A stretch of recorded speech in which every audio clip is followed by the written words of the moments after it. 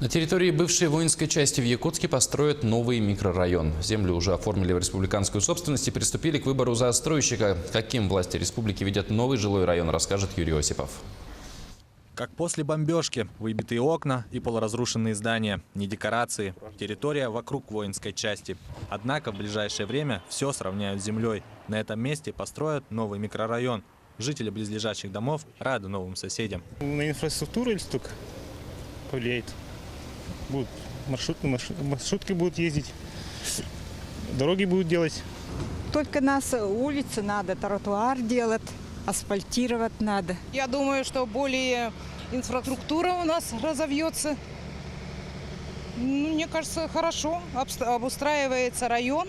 Лучше будет, намного лучше. По крайней мере, этого забора не будет. Будет очень хорошо, потому что здесь очень много людей, которые нуждаются. Вот эти вот старые деревяшки, которые там стоят, их надо все разрушать и делать хорошие дома. Поэтому я только за.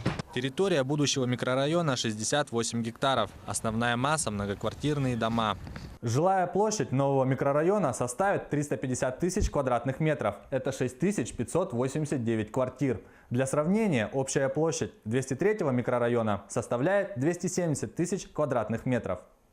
На месте покосившегося забора построят 2 школы и 2 детских сада. А еще поликлиника, баня, гараж на 100 автомобилей, фитнес-клуб и магазины. На эти цели потребуется более 30 миллиардов рублей. Кроме этого, только на инфраструктуру необходимо около 3 миллиардов рублей, поскольку надо решать вопросы по водоотведению, водообеспечению и по теплоснабжению.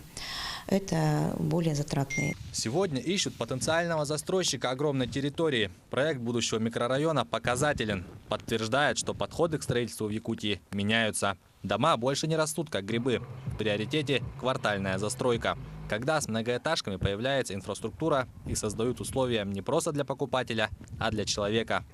Юрий Осипов, Владимир Павлов, Якутск.